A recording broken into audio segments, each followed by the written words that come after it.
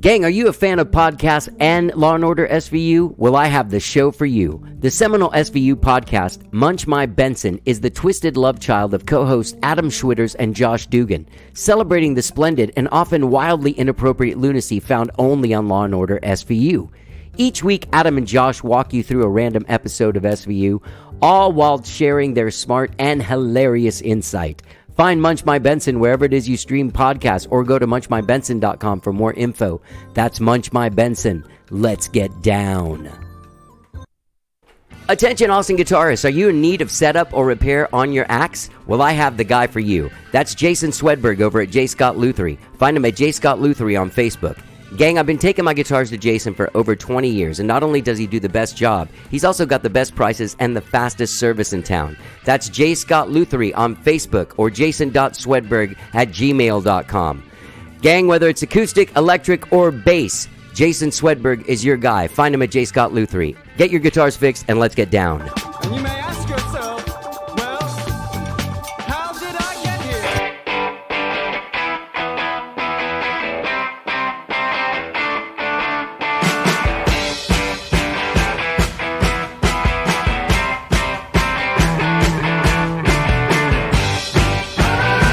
It's time for How Did I Get Here?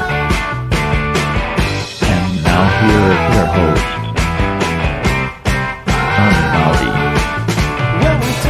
All right, hello, I'm Johnny. I'm your host. Welcome to the show. I hope you guys are all doing good.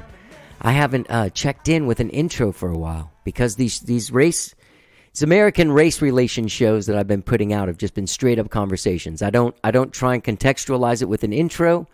I don't put ads on them. They're just the raw conversation of black people telling me about their experiences here in America and things that they would like to see changed. It's been very positive. I've gotten a lot of great response. I want to thank everyone for listening. The numbers have been great on those shows. And yeah, they've been really important. I've got a lot more coming. A lot more. I don't know if you guys live in Austin. You've been reading all the stuff that's been going on with Jackie Venson and sort of the risks that she took standing up to this system and the payoff that it's gotten. Look it up, baby. Jackie Venson. She'll be talking to us on the show on Friday. So yeah, it's been a very intense couple of weeks for me, both personally and learning and having these intense conversations and really having my eyes open to a lot of things I didn't see before. Go check them out. Great conversations are available now with Tamika Soretti, Brannon Temple, Bevis Griffin, Jonathan Horstman, and the gentleman that brought me into having these talks and told me that it would be a good idea if I started doing them, Mr. James Robinson. You can check them out. They've been happening for the last couple of weeks. Anyway, I have a great show for you guys today. Water Tower is a band from Los Angeles. They're like a bluegrass country band that is also like influenced by punk and all kinds of music. I'm joined by Kenny Feinstein from the band, and also there's a member of the band called Tommy Dunkard who makes some special appearances on our conversation. Anyway, Kenny has a great story, man, and they just made this record that he's been making for a long time while he got his life together, and he got sober and sort of like changed his life, left Portland, moved to L.A., hooked up with the drummer from the Germs, Don Bowles, who produced this amazing record, Fly Around. It's got a lot of energy. It's raw. It's in your face. The dude he comes from like the busking world. He loves playing on the streets, on a street corner every day. In fact, he's doing that online right now, on an online street corner. Free concerts every day on Water Tower's Facebook page at noon. Free concerts every day on Water Tower's Twitch channel at 5 p.m. So without further ado, please enjoy my conversation with this incredibly cool dude, just like a really sweet dude with a great outlook on life. And as I said, this was done 3 weeks ago before all of this intensity started coming down. I hope Kenny's doing all right. I haven't talked to him since this conversation. Anyway, enjoy my conversation with Kenny Feinstein and also a little bit of Tommy Dunkard from the Los Angeles band Water Tower. Let's get down.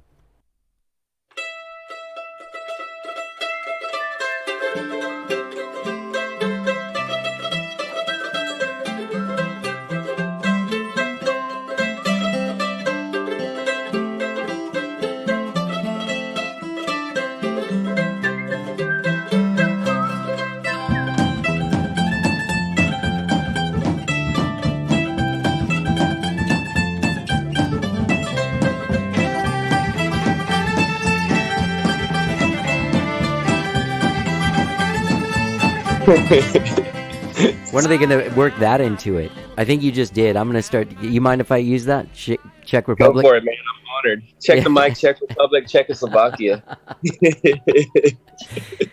How you doing, Kenny? I'm wonderful, man. I'm so glad to be here with you. Yeah, great to be with you too, man. How are you doing under this quarantine? How have you fared under this over the last couple of months? Oh, dude, I'm glad you asked. This quarantine has totally changed my life in a good way. Oh, that's good. Yeah, and the band's life. We're here at band headquarters right now, and the other two band members, one of them got stuck. He was supposed to be here a month and a half ago. His flight was canceled due to COVID, so he's stuck at his parents' in Connecticut, and he'll be back this next week finally. So that's exciting. And then the other band member's sleeping right now just because we had a late night last night. But yeah, so we have band headquarters, and since we've been quarantined here as a band, and it's made it so we could really build something different online that we weren't doing before, because we were playing outside before. That's really interesting because you obviously spent a long time making this great record, by the way, Fly Around. Thank you. Thank you so man. much. Hell yeah. It's got so much vibe. And the thing is like, when I read this stuff, I was expecting something, and then you sent me the record and I was listening. I was just like, this isn't like a bluegrass band. Like by any means. There's like this weird, almost like a Brian Eno noise thing with that Mile High Club song. You know what I mean? Yeah. Totally. Yeah. But it's amazing, and it's great. And there's a something about the recording and the way the drums sound. It's all so like raw. And then I saw that is his name Dan Bowles? Don Bowles, yeah, the drummer of the Germs. Don Bowles from the drummer of the Germs. He did it. So there's there's a lot going on here. Yeah, there's a lot going on here, and I'm glad you brought it up. I mean, it took 7 years to do. I started in Portland. My vision was initially, I'd always known Don for what he did, and I'd read his book about being in the Germs, and I just loved their band so much. And I knew he wasn't super familiar with bluegrass or Americana. I figured maybe you'd heard the word, but I called him the first time. We had talked a few times on Facebook, and I was like, I have this vision of you producing my songs and playing drums on it, and we're a bluegrass band. And he was like, what? Why would I do that? And he's like, I don't even play bluegrass. And I was like, and so anyway, I flew him up to Portland, and we started recording there. And the raw drum sound, it was like cardboard box drums we were basically playing on. Oh. But no, they weren't cardboard boxes, they were real, but that was like the sound like we were trying to go for, that he had this part of this vision. So he just sort of trusted me and took a leap of faith, because I was like, please just trust me and I'll give you some money. And so he came on up, and that was 7 years ago, and we finished it over this last 7 years here in Los Angeles at Nightbird Studios. And Ariel Pink came into the mix, and it's just been a crazy story, because the album ended up saving my life. It's the reason I'm still alive. Like the vision of the album was my hope. And, I ended up stopping drinking and doing drugs throughout the whole thing. And that was kind of like that's kind of what the whole story, it's like a concept album. It's circular. It's like the first part's me in Portland needing to leave. And then that Mile High Club, the Brian Eno, is me on the plane coming over here to LA. And that was sort of Don was like, you need to come to LA so you can save yourself, man, and finish this record. What was going on? I mean, you were drinking a lot. Were you doing drugs? And yeah, I mean, I had just dealt with just being in the music industry, I guess, just my whole life. I started playing music seriously at 14 in Mexico City, playing in bands out there, and in punk bands. A band called the Wong Dudes was my first sort of serious band. And it's just, alcohol and drugs were always part of extracurricular, right? And so it seemed accepted for so many years, and I didn't realize it just wasn't normal. And then all of a sudden, I didn't know. To me, it seemed normal, and so everyone around me just were dropping like flies for years, and all of a sudden I was alone, and completely isolated from everyone, and it was where I needed to be in order to realize that something was wrong, and it was my fault. So there was no like terrible like OD or something where you hit bottom. You hit bottom because you were alone and you realized that you were on the wrong path. There were a lot of bottoms, like what I would say, like what you're speaking of, and it's a miracle I'm alive. I would say that, but yeah, no, my heart definitely stopped, but for some reason it came back a couple times. I was one of those guys that just had to have a lot of really low times in order to figure out if there was something wrong. You know, it was basically a huge spiritual bankruptcy that had accumulated over years and years and years. It wasn't one thing. It was just, there were so many bad things. Sure. You're like, well, that should have been it, man, but not for me. Yeah. Sometimes the bottom is just the straw that breaks the camel's back. Yeah, exactly. Yeah, exactly. Well, congratulations, man. Thank you, man. I'm so grateful to be here talking to you about it. It's just so cool. You wanted to be so you got sober because you wanted to see this album through, and you didn't think you were going to make it. That's what I'm getting from what you're saying. Basically, yeah. I mean, I didn't really care about making it. Honestly, I had lived my dream already. My dream was to have a band, have success, tour the world, play music with my friends, and make a living off of it. And so by age 22, 23, we'd already toured the world a couple of times. And I was like, well, I thought I had found my calling, which was not music anymore. You know, it was the other stuff. And so through going really low over the years, I think of that spiritual bankrupt feeling, that is what just guided me to, and being completely isolated.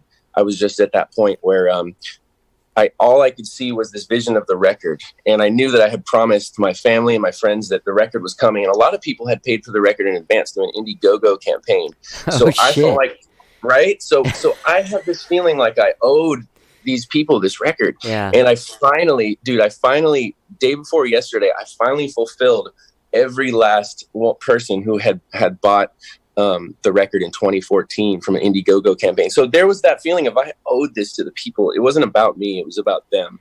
Did you get into a program or something? Like a 12-step program, or did you? Yeah, I mean, I do that. I do things like that. But I've tried to do so many different things. Yeah. Programs, what the jails, institutions, and death. I tried all of those things.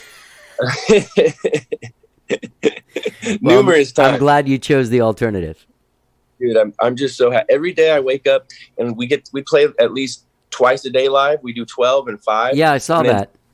And then we have other shows that we do. And so every day I get to wake up and hang out with 100 of my best friends online and play music. And it's kind of like taking their temperature the whole time, because I watch we're watching the comments to see what they want to do. And we're always having the conversations. And the weird thing, dude, is that for the last 9 years, 15 years, we started as a busking band. You know what busking is? Of course.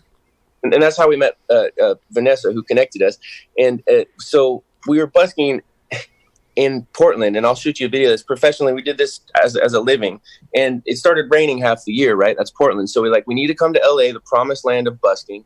So we came down here about 5 years ago to finish the record, to save my life, and to busk, because I didn't want a job. I never wanted a job. I only wanted to play music. So what we were doing was 6 a.m. to 6 p.m. and doing that for about the last 5 years out here. And when Corona hit, it finally was the man who said, you have to stop, because the cops have tried many times to stop me. They really have. And all the cops know me now, and I have a relationship with all of them. So eventually they just stopped. They're like, okay, hey, it's Kenny. This is what he does.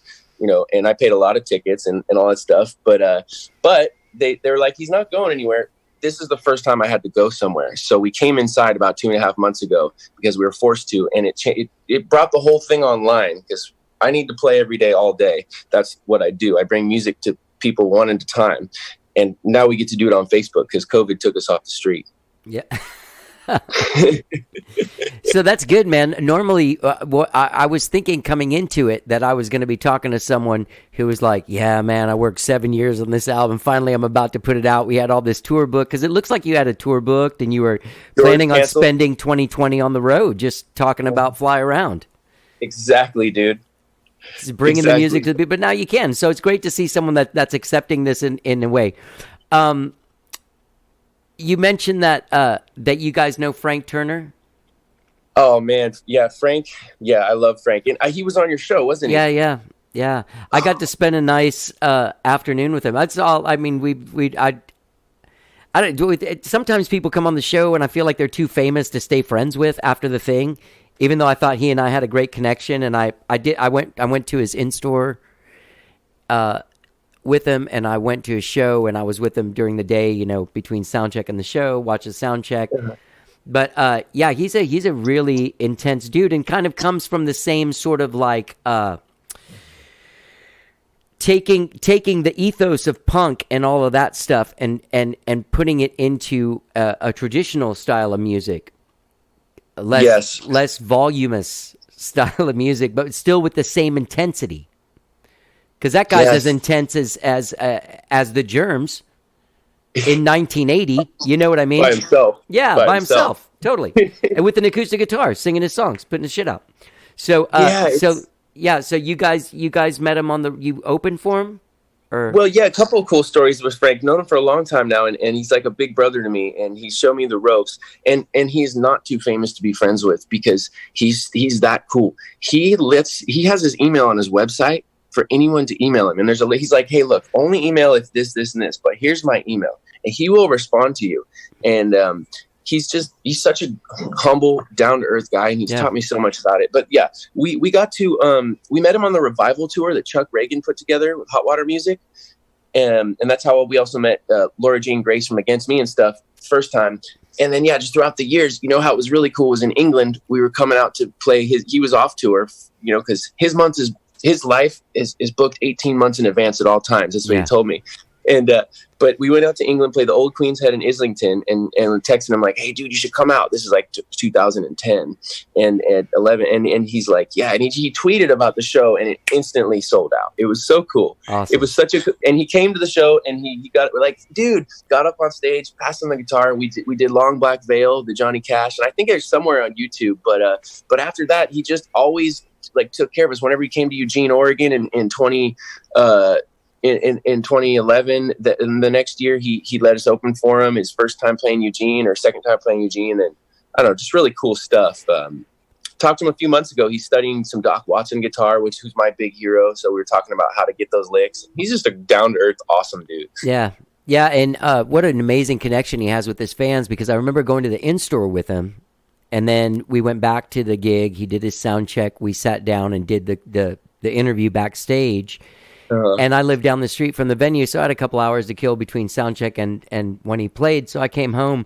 When I was walking out, there was a fucking line, dude, of people, because it was general admission. They had their tickets. Oh, wait, your video just went out. Someone called. I just declined them. They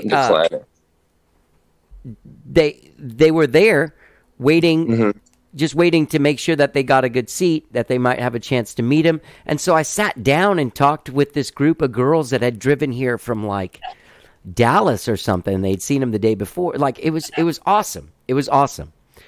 Wow. Anyway, that's enough. Wow. And wait, so where are you in town? Yeah, I'm in Austin. Easy to talk about Frank all day. You're in Austin. Okay, yeah. Cool. You guys play here? Yeah, we love playing Austin.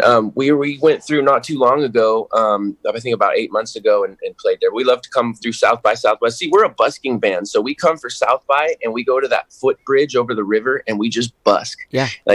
So we just love to be where the people are playing music for them. Got to do that all around the world. One of my favorite busking memories was by the Louvre in Paris over the Seine River, and that's where I wrote Fromage, that first song on our new record. Yeah. And so that's kind of how the record starts. Is just like we're in France, and I'm watching my friends fall apart due to addiction before my addiction had come in. That's kind of that song is like the precursor to me seeing what was going to happen. And so that's why it starts the record, because we had recorded on an old record under our old name, Water Tower Bucket Boys. We kick the bucket now. So,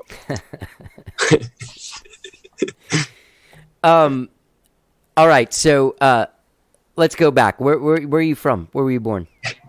I was born in San Jose, California, but I grew up most of my life in Singapore, 1st to 7th grade, and then Mexico City, 8th, 9th, and 10th grade, and then I came to Oregon. So what made like a weird. What did your parents do? My dad worked for a centrifugal pump company, and my mom was a teacher, and now they're both studying. They're up in Santa Cruz, where I'm from. Home is Santa Cruz for me, because that's where all my extended family's from. Mm-hmm. So we just traveled around my whole life, but every summer came back to Santa Cruz, California. So I'm a Santa Cruz kid who grew up like a little jungle boy in Mexico. That's awesome. I grew up like that. I lived in Mexico, in the jungles when I was like, from the time I was like 3 till I was like 7. What part were you in Mexico? We were in the state of Veracruz, but like inland in like the rainforest area.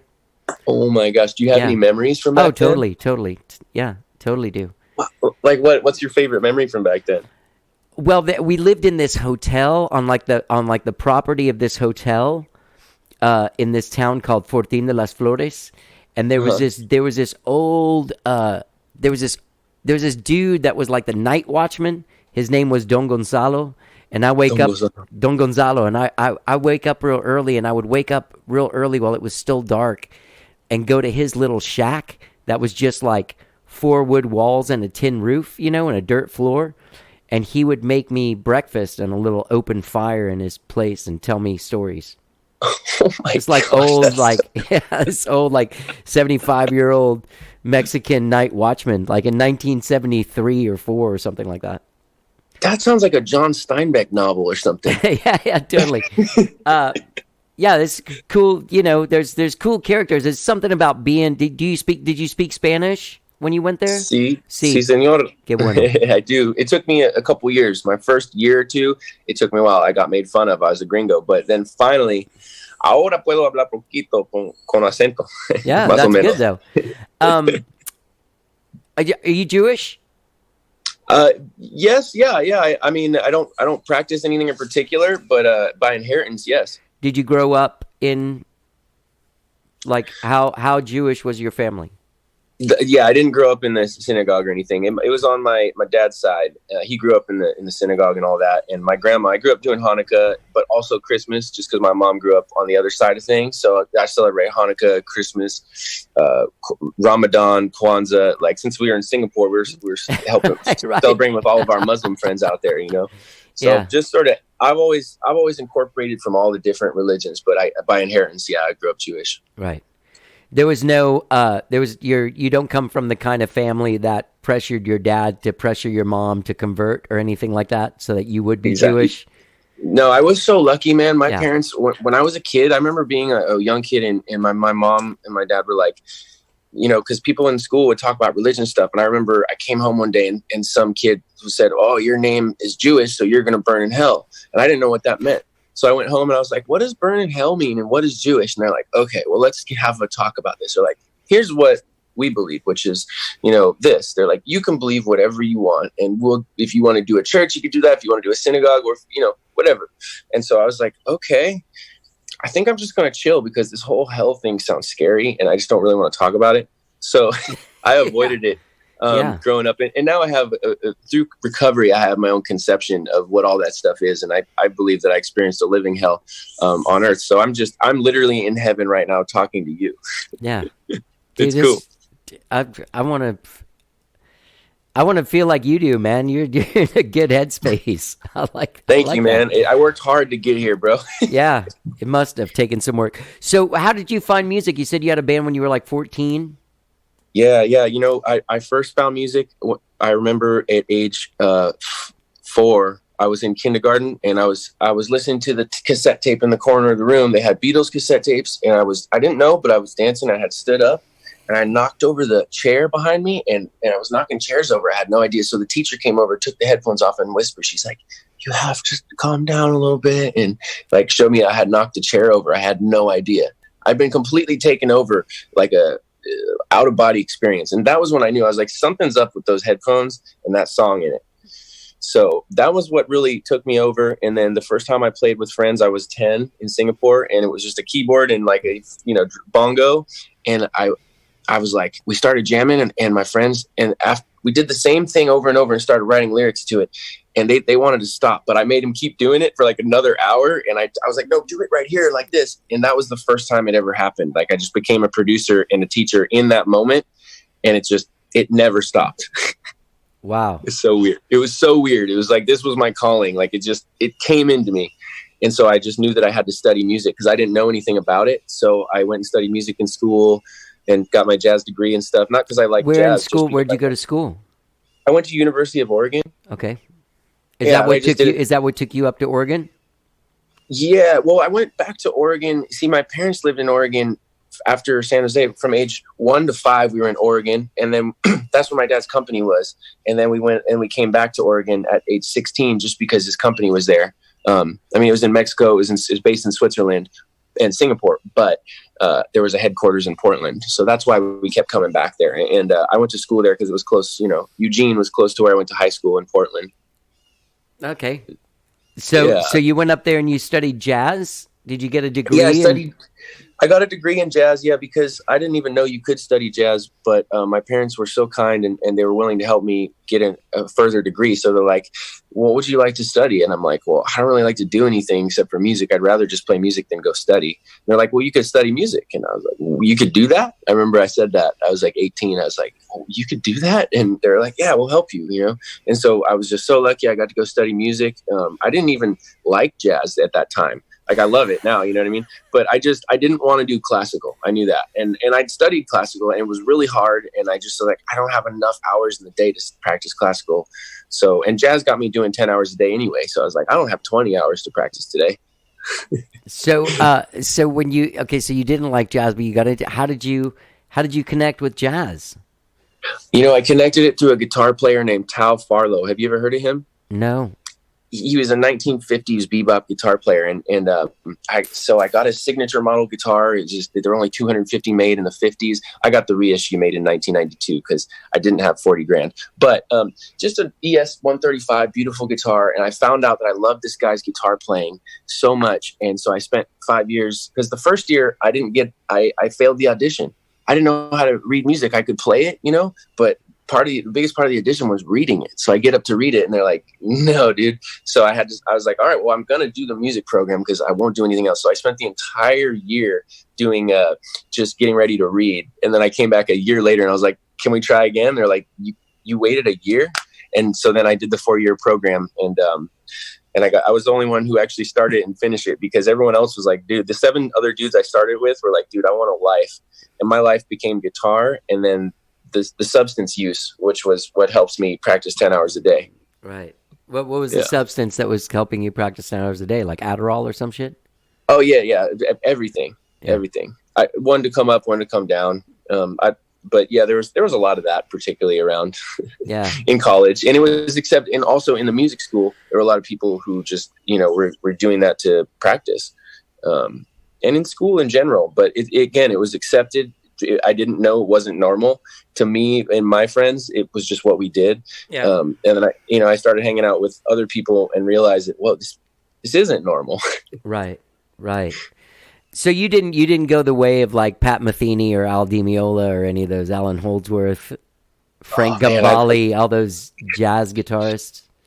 Oh, I love those guys so much. Do? When you say those names, when you say Frank and when you say Pat, I just think about how he holds the pick and how beautiful he plays the harp, that guitar, and that his harmonics. And no, I love all of those guys. I just got obsessed with this one guy, Ciao, because he played really fast and he played bebop lines, and he really influenced the big guys like Joe Pass and Frank Gambale. And I want to send you my favorite record of Ciao. The one that changed my life is called The Swinging Guitar of Ciao. Okay. I don't know what it is about that record, but it caused me to want to study jazz in school. And I still love jazz, but I really just love Ciao and Miles Davis. Oh yeah, Miles, unbelievable, man. Yeah, dude. I Kind of Blue and Bitches Brew were just alternate on the record player here. So you're cool with the fusion, Miles. Oh man, fusion, that's my thing. Like, the only thing that's been constant about this band has been our identity crisis in music. We put out, I think, 5 or 6 records under Water Tower Bucket Boys. And our first record was a traditional square dance, and it was Water Tower String Band. It was only square dance. Our second record, we became the Bucket Boys. It was traditional bluegrass. Then we started writing our own songs at the next album. And then we started incorporating indie and jazz. And it was just always evolving, I guess. It's just the identity crisis is the only constant with music specifically. Just love all the styles.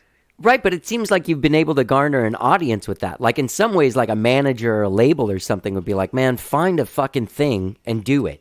You know what I mean? Like, I've had people say that to me before, Like, I mean, I'm a musician as well, and I've gotten the sit down like, hey, buddy, the White Album isn't the greatest album simply because it has no focus and it's a disastrous stylistic mess. And I would be like, Yeah, but they're expressing themselves whatever the fuck they want to, and that's how I do it. You know? Yes, yes. And I think for many years I was going through that, but because I've been so committed to being able to channel all of the different styles that I'm so in love with, I think that it's starting to make sense to people. And part of it is that this busking thing that we were doing made it so I was always analyzing what car wanted what song, right? So when we have a lot in Hollywood, there's a lot of Armenians because the town is called Little Armenia. That's actually Hollywood's name because they were here first. And so a lot of Armenians will come up and I'll play the Armenian national anthem for them. And then next person would be maybe a Mexican. I'll play La Cucaracha or the Mexican hat dance. And then maybe we'll have like a white lady in her car. And so I'll give her some violin. And then we'll have like a dude in his truck. So I'll give him Devil Went Down to Georgia. And this is all within 20 seconds, right? So I'm switching songs and styles between each car just to try to get $1 out of them. You know what I mean? Wow. And the other thing is I'm maintaining conversations with them. So I have conversations across 4 lanes of traffic, across 4 styles of music while I'm taking money. So that's what prepared me for this moment, which I could have never realized. But being during COVID, talking to 4 different screens, because we'll go live with Twitch and Instagram and Facebook and YouTube. And so talking to all the comments on like we have a bit of a control center here, right? So, oh, yeah. So this is how we're able to communicate with all of our different peeps while we're playing and take their temperature and stuff. But I never could have realized that what I was doing on the street, would prepare me perfectly for this moment when I had to talk to 500 different people, or 5 different people at once who want different songs and blend it all into one. I don't know, Right. And it seems like then stylistically with the ability to be busking like that, then what you're doing online with a live stream doesn't come off weird or disingenuous or kind of boring. You know what I mean? I mean, I suppose it's just so natural, I guess, for me. It just became so natural when we started going live. I guess it just, it's not disingenuous. Yeah, I guess it doesn't come off disingenuous just because it's like, I think at first people are like, what is this dude talking about? And they're like, whoa, he's like in conversations with everyone in the comments while he's singing. It's like kind of funny. It's fun. So you guys were slated to be on tour for the whole year. Did you have it all booked? We had a lot of stuff booked. So far we haven't.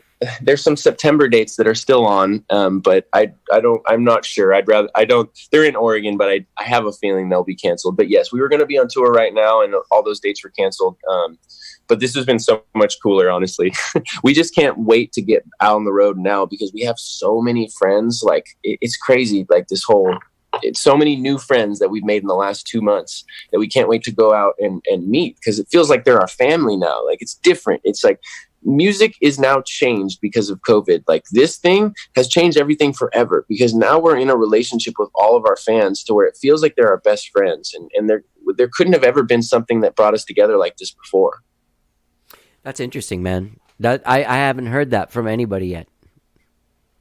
And I'm talking to people all the time. Like my circle of friends is all musicians. Everyone's like, oh man, this fucking sucks. It's like, it's interesting. It's good to hear like of somebody like there's got to be some way. I actually moderated a couple of panels throughout this thing for the Austin Music Foundation with a bunch of different managers about pivoting your, like, everyone, you were planning on putting out a record. You were planning on going on tour. That ended. Now you got to figure out how you're going to keep the ball rolling.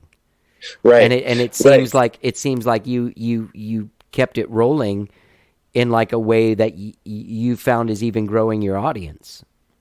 Dude, we could have never gotten so big if this hadn't happened, as big as we are now. I mean, we'd already been a 15-year institution, like a very small band, but like we had, we've doubled in size essentially in the last 2 months because of the dedication that we found, like, of our fans. Because what we found is that since we're dedicated to playing all day, if we went out and found people who wanted to have our music all day, and created a relationship with them and just became friends with these people, that they're devoted to us just like we're devoted to them. When we show up at 12, the same 100 people are showing up and bringing their friends and tipping us and buying our CD and telling us that they love our music and we love them. And it's absolutely crazy. And I would love to have you come on because you're already part of the family, because Vanessa's a big part of our family. And it would be cool if you came on sometime. What's Vanessa's last name?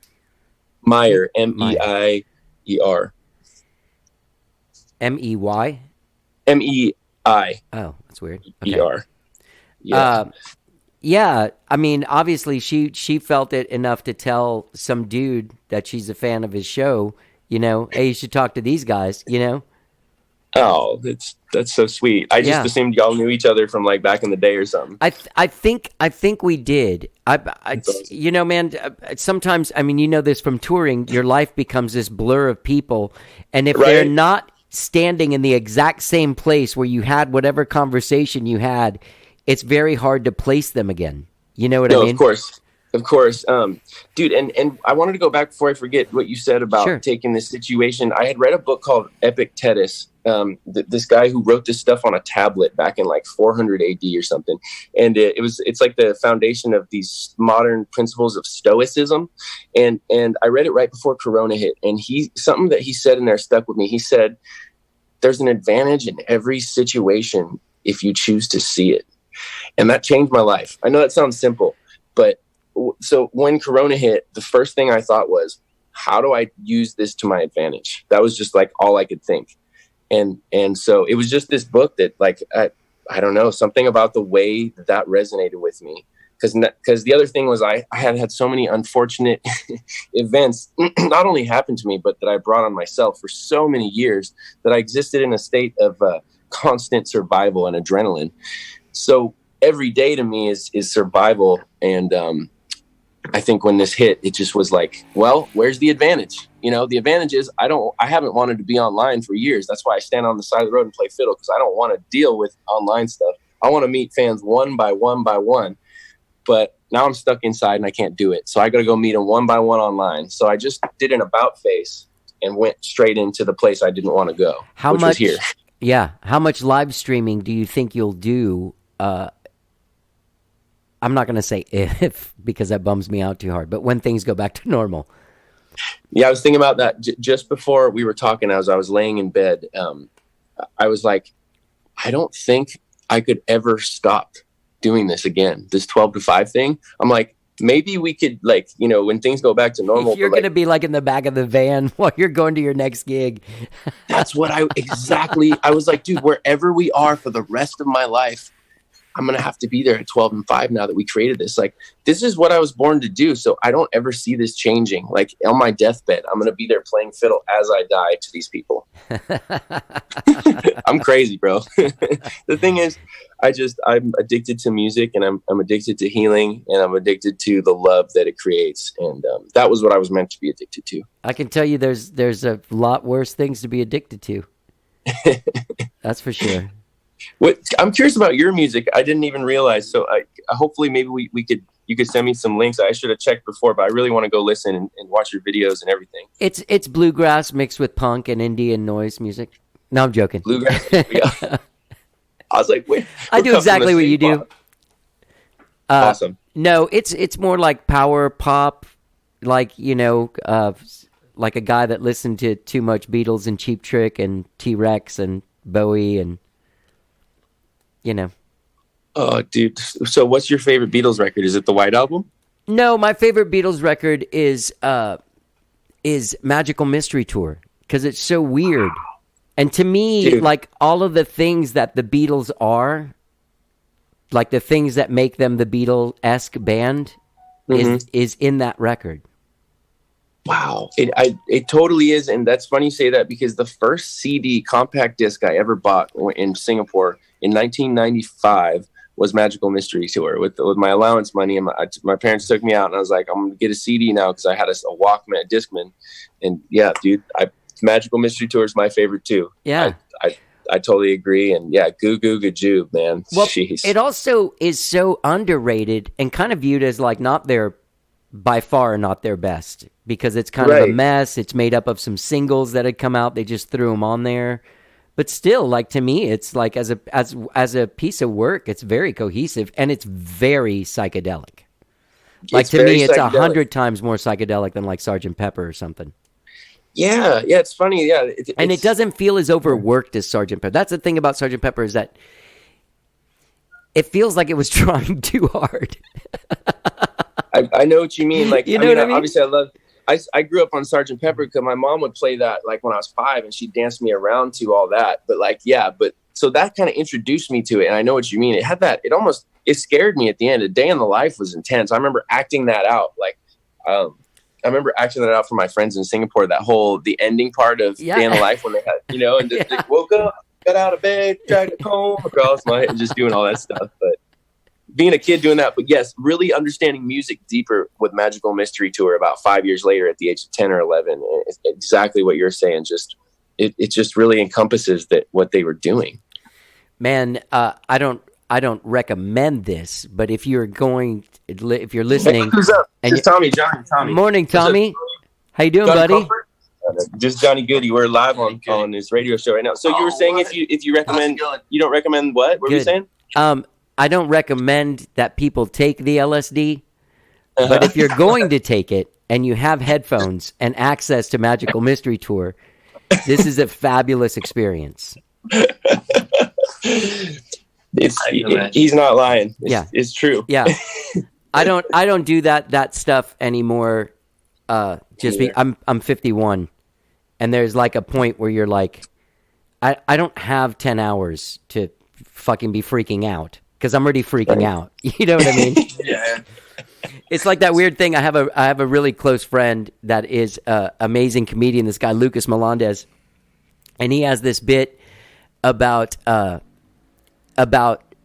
horror movies and how horror movies only work when you're a kid with these monsters, because as you get older, the real fear of life starts setting in, but that doesn't make for an interesting movie. Like, will I have sufficient insurance coverage when I turn 50? Like those kind of things that are like the things that scare you. So I'm curious, how did you come across punk rock music? Was there a person that played you a... Yeah, I first came across punk rock music playing guitar. Basically, I would say hearing, bands like Blink-182 and Offspring and Rancid. Really, Rancid are probably my biggest influences, and Tim. But I heard Operation Ivy do Bombshell. And I heard some Operation Ivy songs and some Rancid songs in high school by some older kids. Yeah, some older kids in high school. When I was and I started skateboarding and just do skateboarding, punk rock, Black Flag, and that's why we got Ron Reyes, because Ron Reyes inspired me to write my first song. Wow. And so that's why I wanted him to sing the last song on the new record, just have my hero be able to sing it. And when I asked him to sing it, he's like, dude, I've never tried. This is the first time I tried singing. So it was really cool. But, well, I got sidetracked. What was the question that you just asked? How you found punk rock, but you told me punk rock, right? Yeah. Basically, some skateboarding, the older kids in high school in Mexico and in Singapore, and Rancid. Just the bass lines. I loved Matt Freeman's bass lines, and I loved the way that Tim would write songs that were pop songs, but they were covered in his grit and one of my dreams was to work. I was like, one day when I grow up, I just want to work with Tim. And it's really cool because a year ago we got to co-produce a record together for a client of mine who I produced, Rosie Nolan, and got to go to Tim's studio and just literally sit there and work on this music together. And I couldn't even believe it. And then so Tommy and I got to go play music with him recently too. And it's just been really fun. He's such a musical dude, and he's really into this old timey bluegrass music as well. And he's learning. So I've been teaching him, giving him some guitar lessons too. Yeah. That's awesome. So do you do that for work? Yeah, we both do a lot of teaching.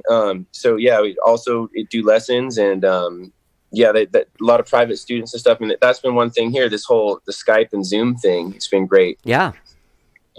So yeah, we love teaching. I'm in a band with a couple of guys that also do some teaching, and they were a couple of them. They were both saying that it can be kind of hard because I guess they also have younger students too. The younger students can get sidetracked. You know what I mean? Yeah. Well, the whole thing with the younger students is like it's just about I think of it as a big trick. I'm just there to trick them into having a good time with me. So like, you know what I mean? Like when I'm doing the lessons with the kids, I'm not really the teacher. I'm just like the kind of like goofy dude with the instrument, and I'm just sort of guiding their experience on it. That's how I look at it. And then we usually have fun. You can't try and be like too scholarly when you're teaching like a kid like that. Hey, Tommy, can I ask you a question? Yeah. Okay. Does Kenny ever wake up like all pissed off, kicking shit? around the house? Is Well, because this guy's yeah, he's got a level of positivity that is freaking me out. Like, I want to know what it is. it's so funny that you say that. You didn't tell him anything? No. Because it's. I don't really see it that much. I've seen it sometimes where he's gotten mad at certain people, but he actually is funny. Just like a few days ago, he was like, "Dude, sorry. Like, I get kind of edgy in the morning, and like." It's true. Sometimes I get edgy in the morning. Yeah, it's kind of funny. Like, but yeah, he'll maybe sometimes he gets like pissed at certain people, depending on what they do. But I don't know. I mean, It's rare. chill for the most part. I got that. I was just kind of fucking with you. This is a real pleasure getting to talk to you and getting to know you guys. You too, man. This has been so fun. I'm glad that Tommy woke up too. This is like perfect. Yeah, man. Nice to have you up. You know, I know about Ron because I'm not a big. I only kind of know punk rock through like retroactively because like when I was growing up, those bands were active. I'm assuming. How old are you guys? How old are you, Kenny? I'm 33. He's Okay. 24. Yeah, so I'm a lot older than you guys. I'm 51. But like when I was a kid and those bands were actually happening, like I was scared of the kids that listened to the music. Same thing like when the thrash bands came out, like Metallica and like Slayer and all that kind of stuff. Those guys seemed too intense, like they were going to kick my ass or something. So I always like stayed away from it. But I ended up interviewing a few years ago. Do you know who Penelope Spheris is? She did that Decline of Western Civilization documentary series. Yes, I know exactly. Yes, I've seen them. And so kind of fell in love with the Germs from the first install, Volume 1. Volume 1, yes. Yeah. That was where I fell in love with the Germs too. Just watching Darby talk and see Don play and just hear them and just to see what the weird kitchen scene and they're like trying to pretend like maybe he's not gay and just like it's just so cool. Yeah. Let me ask you this about LA. Like, what's the scene like there for you guys? Like, what's your scene there? It's funny, man, because people talk about the scene in LA a lot of time. LA is so crazy and so big, man. Like we came here there's a lot of scenes. We came here to create our own scene. So our scene, bro, like is the street and like in this house. Like that's so funny. That's the water tower scene. We have a water like there's no other like we have a water. We call it Water Tower Life. It's a hashtag. We have 1,000 of these pics and they're hashtag Water Tower Life. Oh, awesome. And we and the thing is, we shred through them. Like after about 15 minutes, we shred one. So that's why we have 1,000. So as soon as we're done, they're shreddy picks, and we send them out to our fans, who make them into shreddy pick things and earrings, and they sell them to each other. It's really cool. That is but awesome, what I'm trying man. to say is, our scene is just us. It's crazy. Yeah, there are music scenes too, though. I mean, but we're not a part of them. It's just like no, we are a part of some of them, I guess. Like, we'll hang out with the people the whole time scene. Yeah, no, we have 99% friends. of our time is spent on the street scene or on the online scene. Right. Well, that's the thing is like we get asked to play shows all the time in LA, but like we won't play shows because in LA there's not many paid shows, and we can't afford to go pay to play. And LA is a pay to play place, and even if they're saying, oh, you don't have to pay to play, even if it's a free show, we still have to pay the gas to get there, the guys to play. So we would always rather go spend that time on the off ramp where the cars are, because at the cars we're guaranteed hundreds of people, hundreds of dollars, and hundreds of fans. Whereas at a show, nobody might show up except for the angry bouncer, bartender, and light guy who want money from you. So we're done playing venues. We play on the street. Yeah. But just in LA. I mean, you play venues in other places. Oh yeah, we play venues. If a venue, if we don't have to pay a venue, we'll play there. There's venues that pay, and the thing is that like in LA, it's tough to have a gig every night that pays. Most musicians are gigging. Like there's some musicians who've been doing it a long time that have lots of gigs all week, maybe, but as far as getting a regular gig where you get to perform for people and get paid for that, busking is just different. Like before I met Kenny, I before the virus happened, I was doing paid gigs too, with Water Tower and then also with my own band. But it wasn't as much money per month as going out on the street and busking 8 hours a day. So like that turned into my day job, you know, because before it was like I was doing the gigs at night and then I'd be hustling, trying to do, you know, whatever lessons or whatever kind of other job. You know, I was like painting houses or like digging up whatever it lawns and takes. stuff just to make ends meet. And then once I found that Kenny was doing all the busking stuff, I was like, screw all that. Like, I just want to go out and play music. He started busking hardcore that's about 6 months ago and did a lot of 10-hour days on the banjo. So he's become a ripper in just 6 months. That's one way. I mean, going back to the Beatles, like the reason why they were so fucking great when they made that first record with the Beatles, and it's, you know, 4 dudes playing in a room and kicking ass, it's because they played 10 hours a day in fucking Hamburg for a year, you know? Exactly. They put in the 10,000 hours, so to speak. And that's what we're trying to do on the street here. We're trying to do our Hamburg out on the street here and now with y'all. Yeah, it's probably a lot. I don't know how much safe for the streets of LA. What part of LA do you live in? Echo Park. We're basically like right downtown, kind of. Nice. Right downtown's that way, and the lake's right over there, about 5-minute walk, and our busking spot's right past the lake. And it's a little slice of heaven what we have here. You know, we get to live off the fat of the land. We wake up. We used to go walk out to the light and play fiddle, and come back and hang out. And now we're just doing it online. But we're talking about going back to busking any day now because it seems like everything's starting to go a little bit slowly by slow, little by little. You know. Yeah. Where do you stand with do you have any opinion on what's been happening, how this has been handled by our authorities? Well, yeah, I noticed, I just love that meme where it shows like Japan has like however many dead. And on January 20th, they got the news that it was coming. And then we got the news on January 20th, but you know, we had 100,000 dead. So yeah, I mean, it's just a bummer basically, but hey, you know, that's kind of funny ultimately. Like the thing is I don't pay too much attention.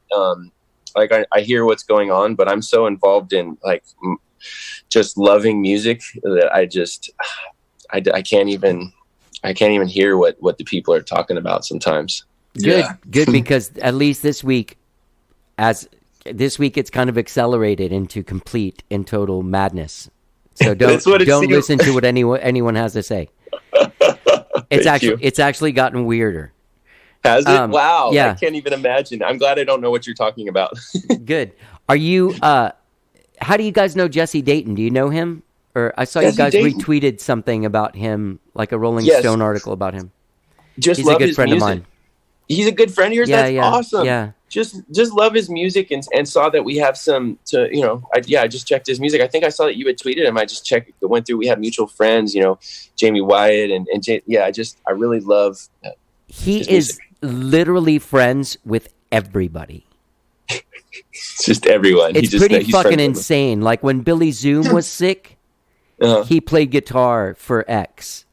What? When Billy Zoom got sick a few years ago and couldn't play, just like everywhere. Like he played on a Waylon Jennings record when he was like 19 or something. He's made a movie, like a horror movie. He directed and wrote a horror movie. He's like did you ever see that Woody Allen movie Zelig? No, I didn't. Where he's just, it's kind of like this Forrest Gump kind of guy that just happened to be in history at all these different places. Like Jesse's like the little guy in the background in everything that happened, in like from punk rock to country music and everything in between. He was just there for all of it. I love that. Yeah. That's cool. Is there anything I'm missing, man? So people can find you guys.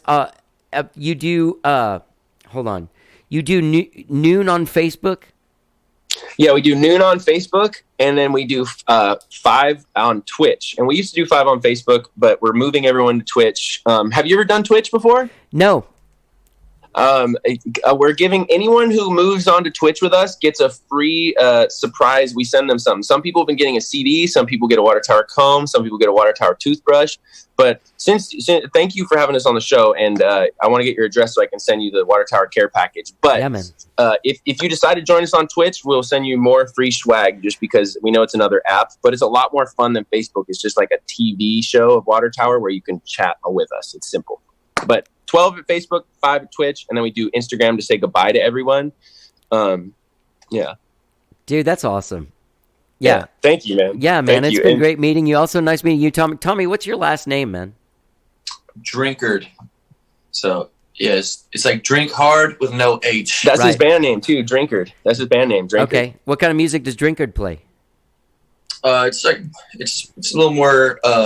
It's got like full band with drums and bass, and it's got like a I would say it's like alt country fusion kind of mix. Sometimes it mixes with a lot of different styles like reggae-ish or bluesy kind of stuff.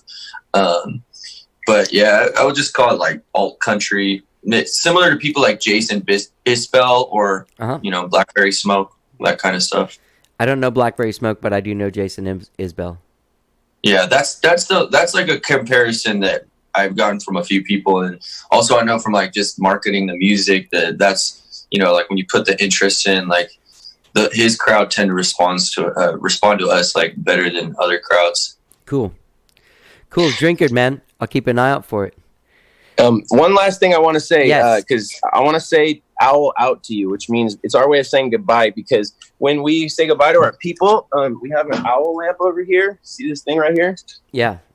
This is the owl lamp. So the reason we go on Instagram is because when we say bye to our people, it's like, no, you hang up. No, you hang up. So the way we have to do it, because otherwise nobody wants to hang up, we have to just be like, all right, everybody, owl out, right? So, and the last thing is that this morning we woke up and one of the owls in our team, one of the people who's listening to us, made a giant boombox that's shaped like an owl. Oh, that's just awesome. for listening to our music out of. I'm going to send you a picture of it, but it's crazy. Like there's so much dedication, and it brought a tear to my eye to see this morning, that they mean, the owl means so much to them. They're making like stereos out of it. It's crazy. Unbelievable, man. Well, congratulations, man. So great talking to you, man. We should stay in touch. You guys come back through. I'd love to hang out with you. Check you guys out. Let's hang out. Yeah, have a taco. Let's hang out when we come to Austin. We're planning to come into Austin as soon as we have the go ahead to leave here. We will come see you. All right, man. Well, you guys have a great day. See you, Tommy. Nice to meet Bye, you, Johnny. Kenny. Great talking to you, man. Nice to meet you. You too, buddy. Have Thanks a good lot. one, pal. Bye bye. 16 horses in my team. Leaders. Kenny Feinstein with special guest Tommy Dunkard. They are the band Water Tower. Their brand new album Fly Around is available now everywhere, wherever you stream and download your jams. Find them at watertowerband.com. Find them every single day playing free concerts online. They are at playing on Facebook at noon and on Twitch at 5. Kenny plays every day. That's what he does. I love that. Love talking to him. What a great outlook. Guys, I want to let you know that this conversation once again was done before Memorial Day. So that's why we're just kind of all happy-go-lucky about everything. Anyway, great talking to Kenny. Great talking to Tommy. Check out Water Tower. Thank you guys for listening to the show. When you're out there checking out watertowerband.com, don't forget that you can subscribe to this podcast wherever it is you find podcasts, be it Spotify, Apple Podcasts, Google Podcasts, YouTube, TuneIn, Overcast, Stitcher. New shows all the time. Dropping so many shows this week, every day. Every day, baby. How did I get here? I want to thank Kenny and Tommy for chatting with me. And let's hear the rest of their song, Fly Around, from their brand new album, Fly Around. Water Tower. Let's get down.